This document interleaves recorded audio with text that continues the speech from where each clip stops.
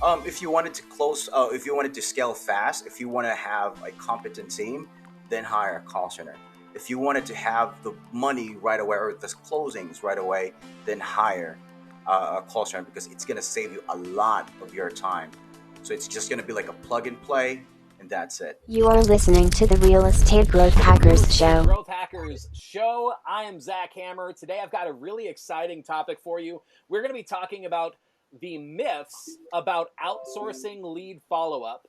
That really you want to know and understand, so that you know the power of being able to outsource your lead follow-up when you're dealing with your real estate leads. On that topic, our expert guest today, I've got Harry Ab, Abellanosa.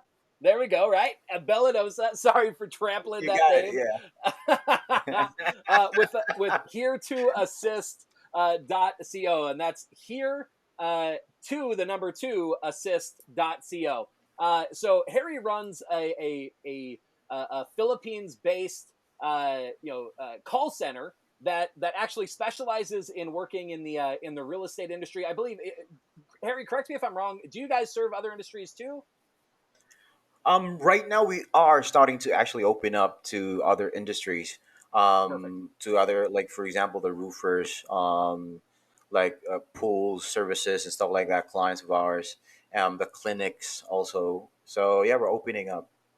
Awesome. So that's actually very exciting as well. So they're helping with a number of needs, but I know, Harry, you guys cut your teeth definitely in the real estate space, and that's kind of where you got started, where you do a lot of your work, and really where you have a massive specialty, which is why you're here on the Real Estate Growth Hacker Show to talk about some of these myths about outsourcing and lead follow up. So let's go Yes. ahead and dive into that. Harry, go ahead and if you wouldn't mind, tell everybody a bit of a quick backstory. How did you get to be where you are now? What's the story of Here to Assist, and kind of where did it come from? Before we dive into the actual myths. Sure, sure. So before I even built this call center, I used to be an ISA, an outsourced ISA for more than 10 years before even building my call center. So I already had that experience. The people that really taught me are the realtor itself. So they trained me so that I could properly qualify this leads for them so I could give them the results, right? Some of the things that I used to do was actually, besides qualifying the leads, I also send them the process of trying to get pre-approval through the email as well. So that Right. was one of those things that I do. And around 2016 to 2017 is where I was supposed to start Here to Assist 2016, but I got hired to start to be part of like a startup call center that was owned by Canadians. There were Right. two Canadians, and the other one is one of like a very respected broker in Calgary. His name is Mark Verzel, and this guy actually sold over like a billion on his career in real estate. And he was one of those people that really mentored me and coached me on how to qualify these leads properly. So at that moment, I didn't know that that guy was a really big deal in that area, right? He has like a really good resume, you would say. So they started the company, and I was like one of the pioneers because I already had like those years of experience. So I worked with them for a year. Then the company went down because some personal issues with the owner. And after that, crazy, believe it or not, still went back to being an ISA because I was so afraid to start my own because I saw the downfall of the previous company, Right. right? And that was crazy. But even though I already know what I needed to do, the step that I need to have in order for me to have a really solid call center, so I think that was early 2019 is when I said, okay, enough. I'm gonna stop looking for a job. I want to build my own. Because I think April 2 is when I lost my job, and April 3 is actually my birthday. So I was supposed to, I had planned to celebrate on that birthday, but my boss just told me that, you have no job anymore. And I was like, okay, I'm tired of this. That's it. I'm going to build my own. So after that, and I just used my experience basically just to grow this company. And my goal was just to provide the best service, a service that really could produce results. And in the beginning, for like the first year, was the most challenging because I had to do everything, like the training of the ISAs, talking to clients, making sure I put the system in place. And right now, I'm so happy that I already have managers, I already have coaches, I already have like supervisors. You know, our prospecting, recruitment, all that stuff. I already have a consultant that's actually been helping me right now. So the company really grew, and most of them, a lot of them actually, no, almost all of them are referrals from people because we did a good job from a previous client. Nice. And until now, I'm still actually not doing the Facebook ads, you would say, Right. because I'm so afraid to grow very very fast that I might sacrifice the results. So I rather like grow very very slow as long as I'm going up, you would say. So yeah.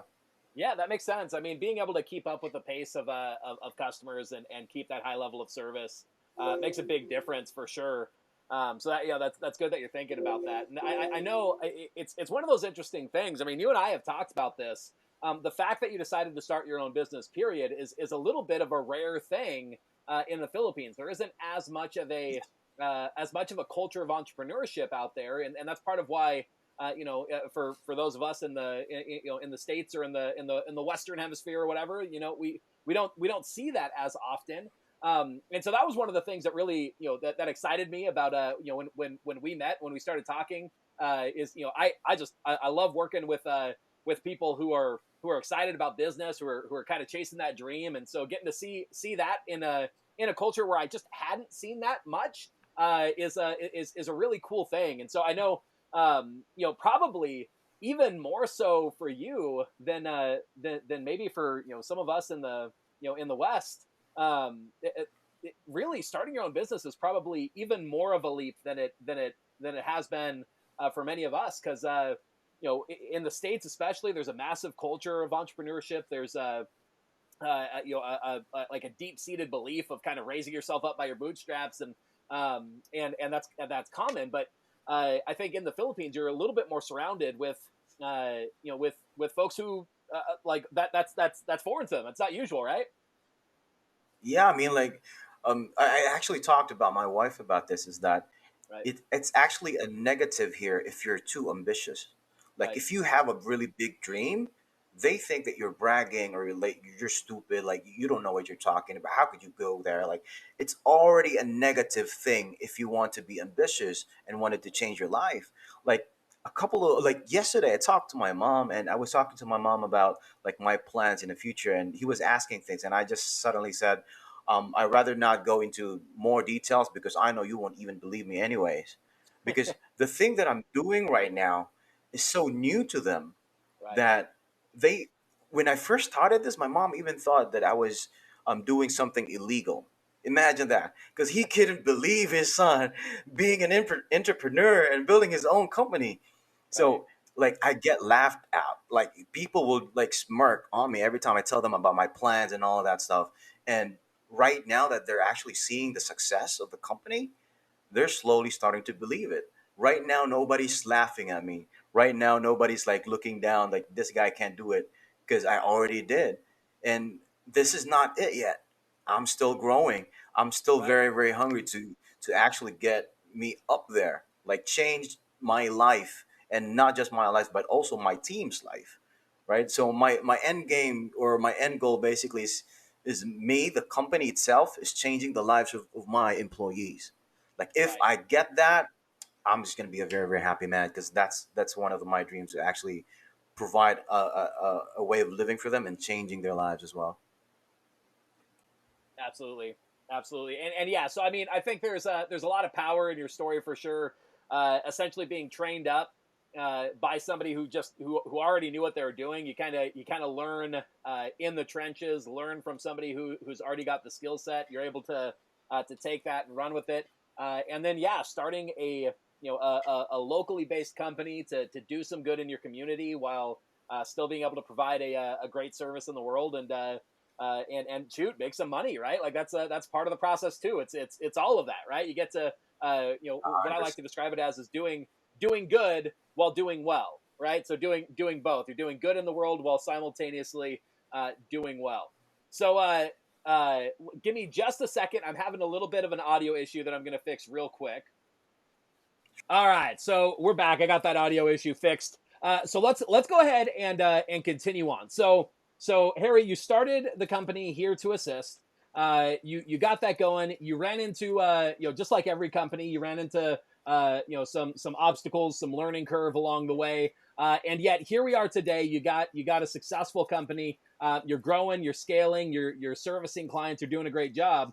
And really, the point of today's episode is to share some of the lessons that maybe people aren't aware of, the myths that they may have about what it's like to outsource your lead follow up, what that looks like, what are some of the so what are the expectations and unfounded beliefs that really are holding people back from a major opportunity that exists right now of being able to outsource this lead follow up, right? So let's go ahead and dive in to some of those key myths. So first and foremost, I'd say probably the most prevalent myth is going to be that people need to hire either a U.S. based company or maybe a U.S. based freelancer, or U.S. maybe Canada, like somebody from essentially the same country, where you're looking to do business. So that's a myth. What's the reality there, Harry? So that's actually a really good thing to actually talk about, because not a lot of people knows about this, because most of the people that started out in real estate usually will go for an ISA based in the U.S., and usually they're very very expensive. If you're a startup, if you're a startup business that's wanted to get as many funds as you can, because once you're a startup, you need to accumulate as much funds as you can. The best thing you could actually do it is to outsource that follow up or that ISA job to somebody that is in the Philippines or in India. You would say that knows what they're or knows how to qualify the leads. So there are actually call centers like mine that specialize in qualifying those leads, of them follow up, nurturing the leads. Just like what I mentioned earlier, where we're also like once we find somebody that is interested in buying a home, then we send them the link for the pre-approval process, get their name out there, and once they submitted that pre-approval, there's going to be like a CRM that we would tell the broker that, okay, this we already sent the pre-approval and it's already in the process. Right, So um, yeah, those type of things can be done outsourced. right, And the good thing about this is that if you outsource, like there's a pool of talent out there that is really really good that you could hire for very cheap, right, and right. not a lot of them knows about it yet. Right, and I mean that's the major downside of hiring in the U.S. Right, is that the cost is going to be much more expensive, and really there may be some level of a benefit to it, but it's hard to offset that cost, right? Like it's really hard to offset the higher cost, and so that's where we get to like some of the reasons why people hire in the U.S. or the things that they're trying to solve when they're hiring in the U.S. And so that brings us to our next myth, which is, if I outsource, especially if I outsource outside of the U.S., I'm going to get somebody with a hard to understand accent, right? Like that's a common belief. So walk me through that. Why is there that perception, and then what's the reality? Yes, 100%, and that's actually the most asked questions I get when I talk to clients, is that before I even start with them, they ask me how's their accent, because your accent seems you seems not you're actually not from the Philippines. How could this be? Like, are there more people like you, right? And the good Right, news is there's actually a lot of people like me, and the only problem that they actually experience, those that have like an accent, it's because they paid for the VA in a very very low price. Because right, professionals like me that knows how to talk, knows how to have communication, like people that will really get you the results, usually have like a higher rate. right, So if you're just looking to get cheap, then you'll have like a low quality type of a VA, or you would say an ISA. But if you have like a rate of $5 to $8, then you could definitely find somebody that is really really good in actually talking and having a communication. So Right. Yeah. So that's I mean, one of the it's things, like the price itself. Yeah. yeah. So I mean, it's just like anything. I mean, you get what you pay for, right? So obviously, the skill set of being able to to speak with a more American sounding accent, that's a practiced and learned thing to a degree, and the people who Yes. have that skill, yes, they, when you're working as an ISA for an American based company, that means that you're more valuable, right? Like your skill set is better, so you can command a higher wage, and so yeah, you're not going to get a super high quality fantastic accent from somebody, if you're paying $1 an hour, $2 an hour, $3 an hour. You have to Yeah. be at that range where you're paying somebody a good rate for the area. Now, here's the benefit though, is that in the Philippines, and $5 an hour to $8 an hour, like that's less than minimum wage out here, right? But that's a good living in the Philippines, right? Exactly, and that's one of the things that I want, most of the people, the clients that are looking for to outsource their things, that yes, please give these people the salary, like the $5 to $8 or even the $10, because you're changing their lives as well, brothers. Right, Like it's not just like, you're paying them as the salary, they're working for you, but yes, they're going to be very very happy for you, happy working with you, because you're also changing their lives because of their salary, right? right, If you find somebody that is really really good, don't be afraid to pay extra. Like right, I know that usually the salary is like below $10, right? right, It's already very very cheap, but these people that are really really good are scaling the business of these people, right, right? Scaling the business of this business owners, and they're helping growing the company. And yeah, I mean, having that salary already is already amazing, and that's it. Like when I got that much when I was working as an ISA, that was the time when I could already like afford to like save enough money, you would say, for the family. So yeah. right.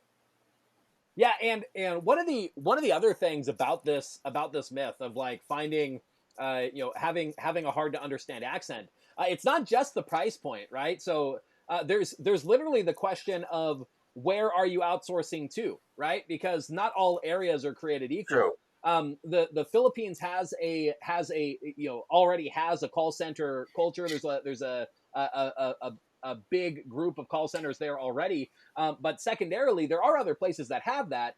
Like India. India does have a lot of call centers, for instance. But something that a lot of people don't know about the Philippines is that English is one of the primary languages. Right? It Yes. largely spoken across the country, and so it's 100%. not, yeah, it's not something that is just learned in school. It's very much an integral part of the culture. Whereas, from my understanding, at least, that's less the case in a place like India, right, where the actual common spoken language is not English. They have to learn English, and therefore, it's a little bit harder to make that gap to learn a new accent. So, Exactly. the just picking the right area itself, that's part of the power of outsourcing something like your call center to the Philippines, correct? 100%. And here's the thing though, like I just wanted to like wanted to get like give you a picture of how English here is. Like we even use English in our traffic sign. Oh, right, So, like, yeah, anywhere you actually see here in the Philippines, it's written in English, right? right, Like the traffic signs and all that. Because when we go to school, when we're actually in kindergarten, we already learn English. Like right, English is part of our like subject in school until you actually go to college, right, right? There's still an English class that they actually attend to. And so uh, it's actually in our culture as well. Like everybody that you actually see or talk to in the Philippines knows how to speak in English, not into like an American accent, but they could actually understand you and they could actually talk to you. If you want to ask for directions, you know how to, they actually know how to interact and communicate with you. So that's the best part. And when the BPO industry came to the Philippines, I believe like 2014 was the start of it, where it actually started growing. Where And the big and companies. real quick, Yeah, just go for ahead. anybody who isn't familiar, what does BPO stand for? Business process outsourcing. So this is like the call centers that you actually have, where Amazon would hire call centers in the Philippines, like the airlines would hire people in the Philippines. The customer service that you hear, they know that they're actually like Filipinos that they Right. hire. So even the biggest companies hire people from the Philippines, or they outsource the customer service support, the technical support, and like the ISA, the outbound calls, and all of that stuff. For sure. Yeah, yeah, absolutely. Yeah. So in terms of the hard to understand accent, I know one of the other things that you've talked to me about is because that call center that call center culture exists, right? There are people who are already trained on this, right? Like that essentially another Yes, company has put in the time and effort to really help dial in somebody's accent, and make sure that that's the case. But again, that goes back exactly. into that because they have that skill set, you're going to pay more for it. So that's kind of where that comes from, because essentially there's already a massive industry out there of these call centers that are being run by big companies that are paying attention to things like accents and whatnot, right? Gotcha. Yeah, 100%. And that's one of the things that this big companies are doing really, really good, is that they're training these people to have new skills. Right. So before they even get endorsed to actually on the floor to like to train with the product and all of that, they would have an accent English pronunciation training. Right. Like they would go through that training, like they would learn how to properly pronounce things, right? They will go over and over that. They will have a teacher that will grade them. If they did good, or that they improve with that pronunciation, or that's the good thing that they actually did, is that they trained a lot of people. And right now these people are people like me, and being like entrepreneurs now, going working at home, working for companies in the US and all that stuff. And yeah, that's the best thing that they actually did in the Philippines. Like they trained these people to really enhance their English skills.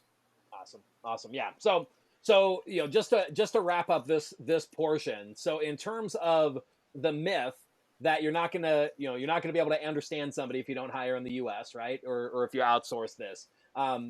As long as you're looking at the right level, right, where you're ready to pay Yes. the right amount, and as long as you're looking in the right area, and then further, we didn't touch on this, uh, but one of the things that we had talked about, generally you're going to find a higher concentration of people who are going to have this skill set in the bigger cities, right? In Yes. Manila, in Cebu City, in Davao, right? You're going to find more of a concentration of people who already have this skill set in those bigger cities, and maybe less in the rural areas. Correct? Yes, that's 100%. And one of the biggest reasons for that is that most of these people work in a call center and they live in the city. Right. So if you wanted to look for people that really know how to really good English, then you should find people that are in the city of, like, for example, Manila, Cebu City, Makati City. Like those type of cities will be great just for you to start. And yeah, you could definitely get a lot of talent there. Right, right. Awesome. So let's go into the next myth then. So uh, one of the things, people may have varying experiences with having worked with outsourcing, having worked with VAs, having worked with people in general, and sometimes if somebody goes into the outsourcing scenario without the right level of understanding and without knowing the right things to look for, and how to be the right kind of employer as well, they can run into a problem. And maybe some people have built up a perception that when they say they hire somebody to outsource in the Philippines, that they're going to get somebody who's unreliable, that's not going to be able to show up consistently, or who's going to disappear on them. And so could you speak to that, of really, why is that not always the case, and how does somebody avoid that? How does somebody avoid hiring in a way that's going to end up having somebody who might be unreliable? Okay, great. And it actually, that's a really good question. And one of the biggest factor of that is, again, is actually the wage. Right. So you need to hire people that are professionals, right? Some of those people that you hire, like for a VA, some of them will have a rate, and you would know already that this person is the right person because once you talk to them, they would already understand you. Right. So you will have VAs like that. Like you will find people like if you ask them questions, they would already know what you're talking about, and those are the type of people that you need to work with. Right. Some of they think that if you wanted to go outsource, I could find a very cheap VA, and like I could just train him to do it. Yeah, you could actually do that, but it will take a lot of time. It Right. will take a lot of resources as well. Like for example, if you hired a VA, like who would manage them? Like who would make sure that they're doing the daily task every day? So that's one of the biggest challenges as well. So if they won't show up for work, what would happen then? Right. Right? So that's the reason why like when every industry, once you work with people, you will have those issues. It's actually having the right system in place to make sure that they are properly monitored, that they're properly putting in the stats during the day and all that stuff. Like Right. if they have issues when it comes to internet connection, or they couldn't show up for work, like you should have a backup, Right. right? These are the Right. things that you could actually put in place, so that way you will have a stable core. And for example, you need like the VAs is going to be like a 50% of the working people that's helping you scale the business, right? Then you need to have a system in place as well. And one of the I think we actually talked about this. One of the options that can actually have is to hire call centers as well. Right. So yeah, that's one of the options. So that way, they could just hire or like rent the manpower that is already trained, that Right. has a reliable internet, doesn't have any electricity problems and all of that stuff. So Yeah. yeah, And I mean, on that note, like, going back to what you were just talking about, a second ago, I think it's important for people to know and remember, uh, this is one of those blind spots that people have. If your only goal is to save the money as much as possible, right? Then the thing that somebody might be missing is that there's other elements that then you're probably going to have to step up and do yourself as well, right? Like you're going to have to put some extra time and extra work into monitoring the person that you're working with. You yes, might have to spend a long time training somebody in order to make sure that they're up to speed and really solid on your processes. And so you might be able to get somebody for cheaper, but don't let that be like a blind spot where you don't understand there's a cost to that. The cost is that you're essentially taking on more yes, responsibility, and that's going to be in terms of monitoring, having those systems, thinking through the backups, thinking through all that stuff, and you're going to have a plan in place for that. Or you can look at essentially a plug and play solution like what you guys offer at Here to Assist, right? Where it's more of a hey, you're bringing us in so that we can convert the leads for you. We're going to take care of the reliability. We're going to take care of the tracking. We're going to take care of all of that stuff, right? So it's that is one of those trade-offs there, that people ultimately make, that's important to understand of what it looks like to make sure that somebody's reliable. Either you're taking on the systems to create that reliability, or you're hiring a system or a company that kind of has that reliability baked in, right?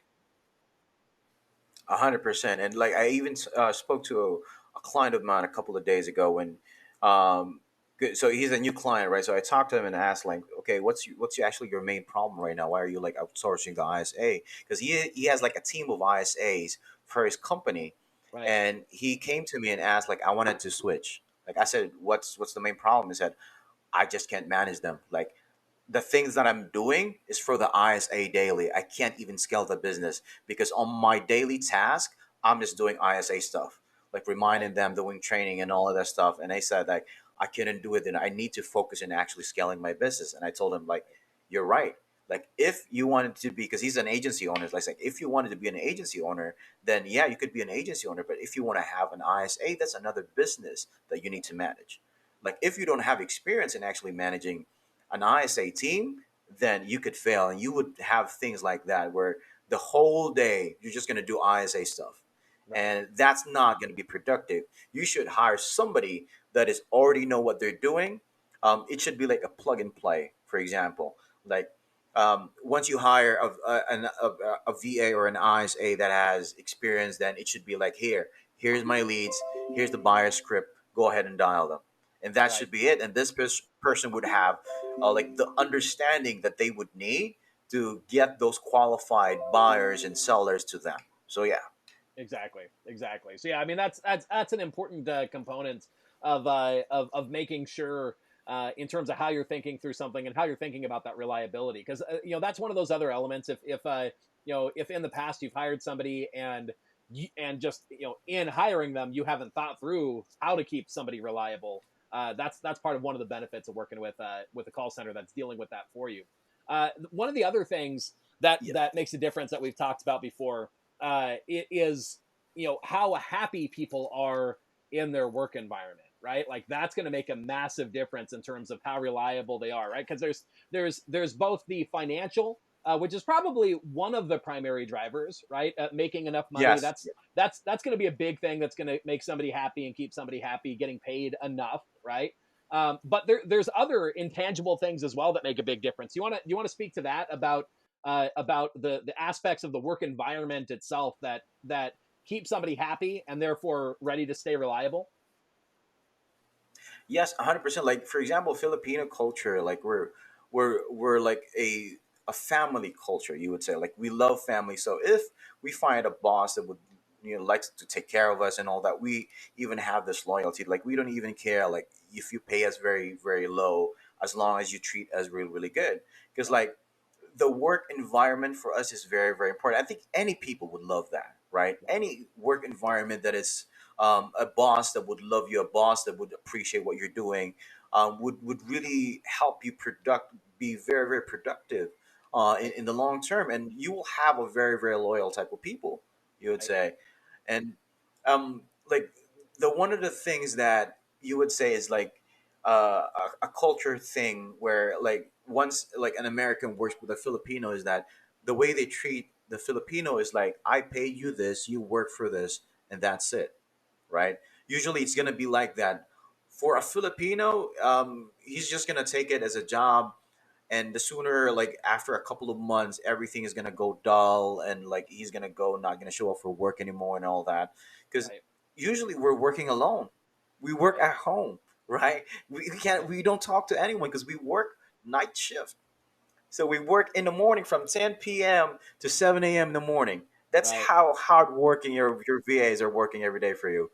Right. And that's the reason why you need to talk to them. You need to tell them, hey, how are you? How was your day? Like, how's everything doing? Like, you need to talk to them in a regular basis and make them feel that they're actually part of the team, that they're actually important. That alone will go a long way for a VA, for them to be very very happy that their boss is actually asking how they are, how are you doing, Right. how are you doing today, like how's everything, how's the birthday party, all that stuff. So yeah. Yeah, and it's one of those things. I mean, since the Filipino people are very loyal, it's a little can go a long way. Showing just even a bit of empathy of connecting with somebody as a person, it comes back tenfold in terms of what that means, right? Because then if there's a misunderstanding or if something comes up, then you're less likely to have somebody just ghost you because they actually like feel like there's a relationship there to protect, right? If there's no relationship, then they're yeah, maybe they'll just disappear, right? That Exactly. yeah, and so And so that's a good thing, yeah. yeah, and so Filipino people are really loyal, and yet it doesn't come for nothing, right? Like they return loyalty with loyalty, right? Like that's how it works. So it's if you don't show them that, if you don't show people that you care about them, then yeah, they're not going to care about you either, right? It's just going to be a transactional thing, and as soon as it goes south, then yeah, it disappears. And again, I mean that's one of the benefits of like working with a company like yours, right? Is that you do care about your ISAs, your people that you're working with. You're making an impact on their life, and so even if the average real estate agent doesn't have as much time to get really deep in the weeds of what's going on in the family and put in that amount of time, if they need to be honestly a little bit more transactional, well, they get the benefit of you're being the family, you're being the person that's really caring. And again, I mean, it's not like you should just completely brush it off as somebody, even if you're working with a call center or something, right? It's not like that, but there's a little bit less that you have to do to keep that relationship up, if that makes sense. 100%. Like, so for example, like all they could take care of, all they could think about is just the live transfers. That's Right. it. Like they Right. don't have to do anything. Like, because we're going to be the ones that's is going to act like as a filter to all the leads that Exactly. are coming in. So that way they don't have to talk to anyone that is not even interested in talking about real estate. So Exactly. that's what we do. We make sure that we only let them speak with people that are interested in buying or selling. So, Right. and yeah, you're actually spot on to that. To be honest with you, so heck yeah. And one other thing, I forget if we talked about this or not. I don't think we touched on it much, but I know what's one of the things that's really important in the Filipino culture is family, right? Like everything is about family. Everything, you work for your family. You work to get time with your family, to take care of your family, and so really having that understanding of like, shoot, if somebody needs to be there for their family in terms of taking somebody to the hospital or dealing with somebody who's sick or that kind of stuff, having the company understand that that's an important thing, and so when it comes up and when it's relevant, being ready to be there and support that, Yeah, and like that's what keeps somebody around in the long run, right? Like understanding those a things, hundred. correct? Like yes, like even recently, like we even sent gifts to them, and Right. a couple of them already received their gifts because it's like we just wanted to show them, we wanted to give them gifts just to say thank you to them because I think last month we had a downtime, and Right. all of them were actually working together to make sure that we cover up for each client that we have, and it was just amazing to see that these people are just doing it on their own, you Right. know, like I didn't even tell them to do it. They would just communicate to each other and say, okay, I got this client, so don't worry about this, I already called the follow-up and all that stuff. And they were just doing it automatically without me even going in and telling them what to do. So these Right. people already cared, and that's the reason why one of our consultant was very impressed by them, and our consultant even asked, I think we should give them gifts, but and like my wife already said, like, yeah, we already planning to actually do that. So Right. what we did is like we printed some T-shirts, we had some Right. mugs, we have some tumblers, and we actually gave them some bag of coffee, you would say. Right. And so we put it in a package, so we delivered it to them. And so like everybody was so happy like to actually see that they actually have gifts, and that those are, one of the things that we just wanted to show them appreciation for what they actually did. And Right. again, having this relationship with them, like I take care of you if you take care of me, and don't worry about like if if you trust me as your leader, I'm going to make sure that I'm going to take care of you and I'm going to change your lives, because I always tell them that like this journey that I'm on right now is just, it's not just about me, because I can't grow without them, my team, right? Right. So I always tell them that if I grow, I'm gonna bring you guys with me because you're gonna be Right. the managers. Do you think I'm gonna manage this company? No, you're gonna manage this. No, Absolutely. you guys are gonna be supervisors for sure. Like, Right. and one of the things I do is like give them skill sets. Right. So I hired a consultant to actually train my ISA to become managers, to become team leaders, to become coaches, to become supervisors, QAs for the company. And that's the reason why I'm very, very excited right now, because I could see everybody working really, really hard for growth. And seeing that right now, I'm just very, very happy that I really took that step. And I made them a promise as well. Like I told them that I will not hire people from outside. I would rather hire people to train you Right. so we could grow this together. Because again, I'm very, very same. I told you, loyalty. I'm so loyal to my Right. team right now, right? Right. I'm so loyal to them right now, right? So yeah, that's. Exactly. I didn't even see that, but yeah, that's what I do. Like I'm very loyal to them as well. Yeah. So yeah. And so again, I mean, in terms of the myth, right? So getting reliable people, when hiring and outsourcing in the Philippines, especially, it's a combination of paying them enough, right? So we talked about that, making sure that you're paying enough to attract the right kind of people, and then also making sure that that culture is understood and taken care of, right? So that you're dealing with you know basic stuff like treating people like humans, right? And understanding the importance of family and being ready, being ready for that. And so, as a real estate agents or real estate professionals are potentially looking at embarking into this world. I mean, essentially, there's two understandings here. Either if you're going to go at it on your own, you've got to be ready to have those things in place and to put the time into it to make sure that you're taking care of your team that you're outsourcing to, right? Or you partner with a company like Here to Assist that's going to already be taking care of this so that all you have to think about is dealing with those live transfers and just talking to the people that your ISA team is essentially going to help you to convert, right? So that's that myth of getting people that are reliable.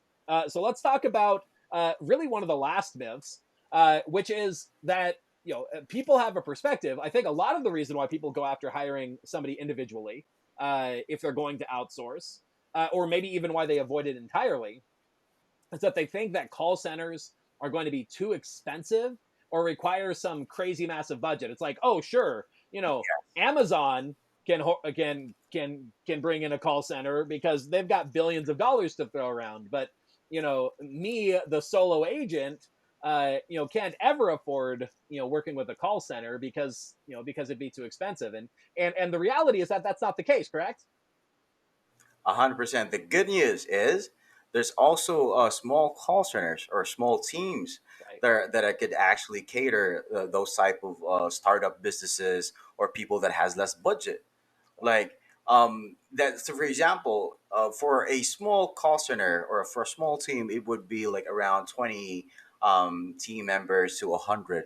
That would you would consider as a small company, right? Right. If it's going to be like around 300, this medium size. Like we even have call center like the Amazons that would have like 1,000 employees in place, right? So for us, right now, for Here to Assist is I consider them as a small company, even though we're already like over like 100 plus clients that we're working with. We're still Right. very small because the team that I'm working on right now is not even over past 100, right? Right. And so like you could actually find small call center. That's the good news, is that you could actually work with people that are reliable, people that are already trained. You don't need to manage. You just have to think about the results. You Right. could actually hire this people for a low price. Right. Like, and like it's gonna save you a lot of time, because at the end of the day, it's all about time. Right? Do Right. you have the time to manage a team? Do you have the time to do meetings every week? Do you have time to actually talk to them, to train the ISA, to make sure you correct the mistakes? If you don't Right. have the time and if you just wanted to scale, then you should like hire a call center, a small call center, to actually do all the follow up, the nurture, and all of that, because you will already have a pre-trained person to actually do that. And some of them, like for example, for me, since I already work in real estate for quite a while, and I already know the type of CRMs that they work with, the Lion Desk, the follow up bosses, Right. all that stuff. So in that way, like it's more like a plug and play already. Like the broker would just let us know like what is your SOP. Okay, we're just gonna put the ISA there and follow that SOPs, and that's it. Right. Right. And And they don't SO, have to think about anything. yeah, and SOP is standard operating procedure for anybody who's not familiar Exactly. with it. Yes. Yeah. And so yeah, I mean, so the perception is essentially that they're either going to hire one person or maybe build up their own team where they're hiring each person individually, or they're going to go with some massive call center. And so what you're saying though is that in reality there are smaller, more tactical groups, units of people, and more specifically, like this is a sub, another benefit to this. Just like sure, you're starting to venture out a bit into other industries because there's some opportunity there, but really, you have been very focused in the real estate space, and so you know it really well, and that's part of why you're able to offer an effective, cost-effective solution to real estate professionals because you're repeating the same processes that work over here for your next client, because really, real estate in basically everywhere across the U.S. especially, and in Canada as well. Overall it's the same process. There's a little bit of differences here or there, and that's where your unique touch and your unique standard operating procedures and your unique systems come into play. But really, like CRMs or CRMs, and like leads or leads, right? Like there's people that are looking to buy houses. There's people that are looking to sell houses, and they kind of all have the same basic questions and processes. So, Yes. but what's nice is that because you guys are focused on it, you've dealt with the with the learning curve. You know how to take that same process and do Yes. it for somebody else, and that's part of where that combination of you're able to be cheap compared to a massive call center, and yet you're able to still be drastically more effective than just hiring that individual person, because you're already trained up. You already know what you're doing. You're ready to plug and play. 100%. And one of the things, just to give it an extra edge to it, like I already have the recipe to actually get the results. Right. Like with my clients, if they don't see results, we always have a meeting. Like, and I Yep. show them the stats and I tell them, okay, this is the reason why we're not getting the results. If you fix this, I could guarantee you that you will see results on the next month. So that's one of the things. Like I already know what to look for in order for us to get results. I already know how to make sure that once we live transfer the lead, there's a bigger chance that you would actually put them under contract, Right. right? So you're right about that. That's one of the things that I never really thought about and took it for granted. You would say it's Right. like I had a lot of learning curves, and Right. now it's actually paying off because I learned from them. So Right. everything is very very solid, and that's the reason why you're right. I'm niched down to just real estate because that's my expertise and that's where I know how to produce results. Like our client retention itself is very very high as well, and I'm even amazed with that because like the things that did in the past Right. actually works and I duplicate it. Like Right. it's just amazing that it was just an experience. Like it was just me working, and now I'm teaching others, and it's producing the same result, and it's just Exactly. amazing. Exactly. So yeah, I mean, so you're able to benefit from. You've already figured it out, right? Like that's one of the biggest things that people miss. Any new venture is going to have a learning curve, right? So whether it's just getting started in real estate, or whether it's bringing on an ISA, and like training them up, like all of these things, it's like even if you're fantastic at real estate yourself, working with an ISA is its own learning curve, right? It's its own thing, Yes. and the more of that you have to figure out on your own, the more likely that that's going to be a problem. And that's one of the benefits of working with a call center, is that essentially most of that's already been figured out, and a lot of work has gone in to make it as easy as possible to just bolt on the service, and start getting the results that you're looking for. So yeah. Anyway, so again, those myths that we covered, we'll walk back through them real quick. So the first myth: you have to hire U.S. based companies. Well, that's not the case as long as you know where you're hiring and in the right places. U.S. based companies, while they obviously can give you a good result too, right? Anything where you have somebody trained up and they know what they're doing, they can give you a good result. And yet you're going to pay for it, right?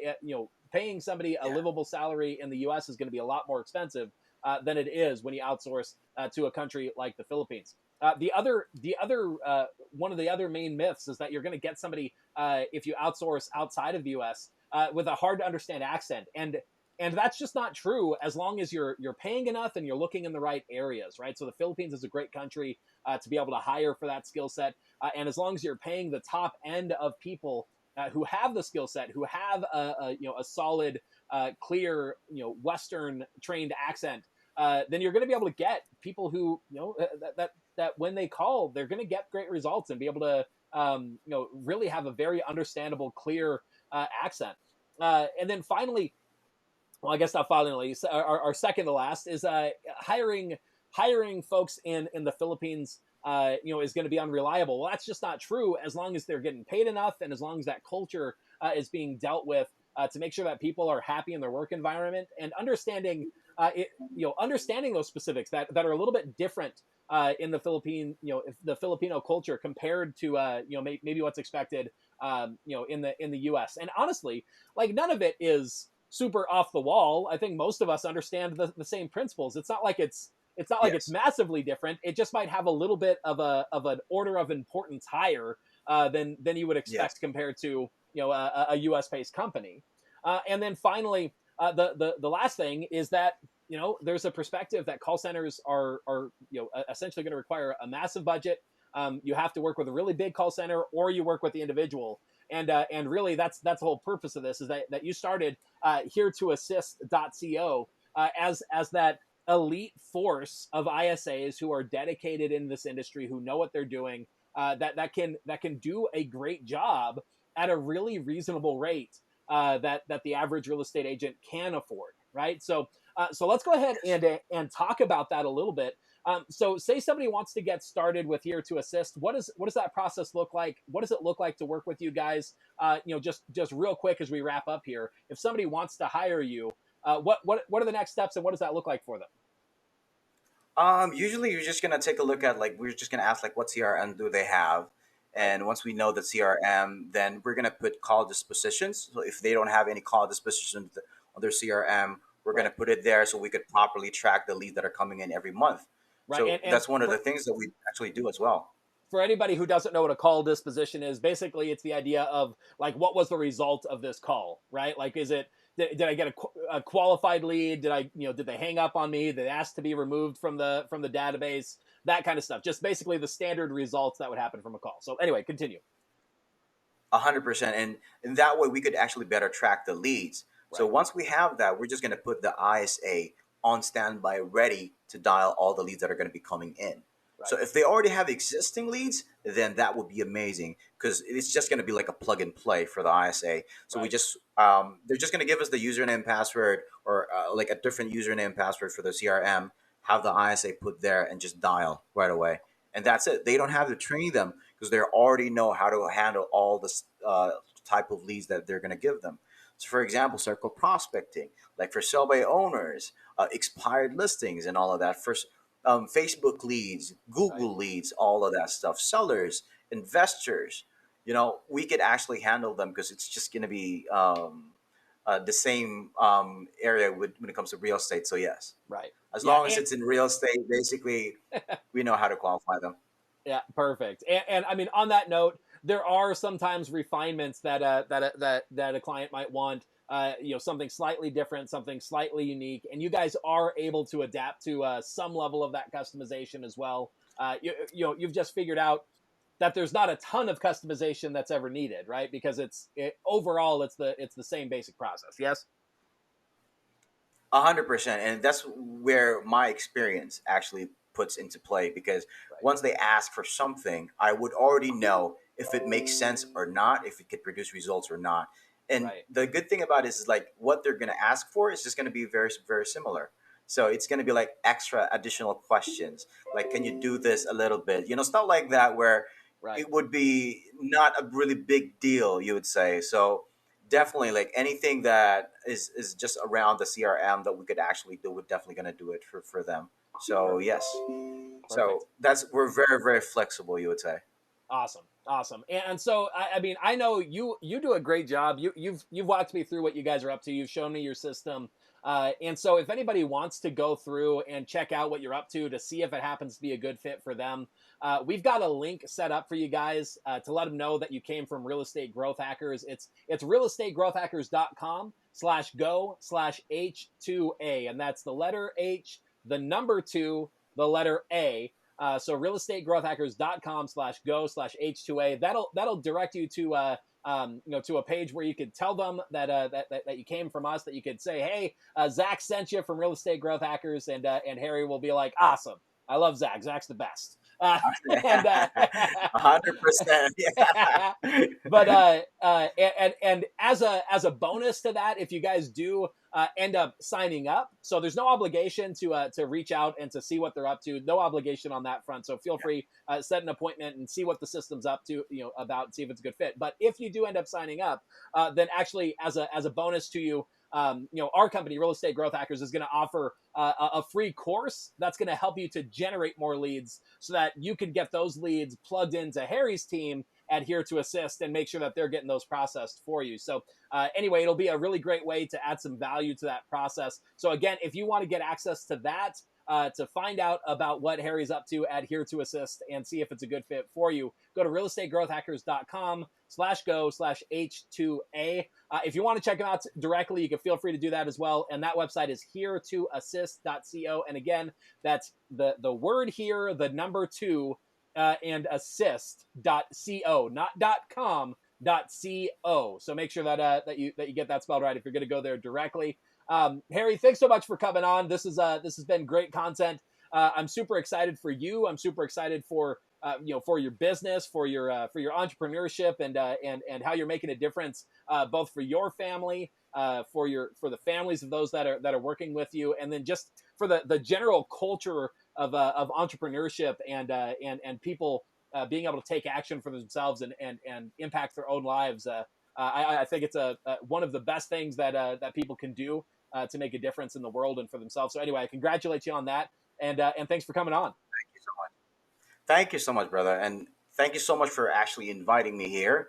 And it's been amazing. We always have great talks. You know that off cam, right? We always talk about things, and we always have great talks. And it's been an honor to actually be here and talking to you right now. It's just talking to a friend, brother. Like, I can't wait to actually meet you in person. Hopefully, Absolutely. after this COVID-19 is over, I could actually visit you guys and meet you personally. Thank you so much, Zach. Thank you so much, brother. Absolutely. And one last thing, if there's one thing that you wanted to leave people with on this episode, what's the last bit of wisdom, the last recommendation that you'd give as we go ahead and close out this episode? If you wanted to if you wanted to scale fast, if you want to have a competent team, then hire a call center.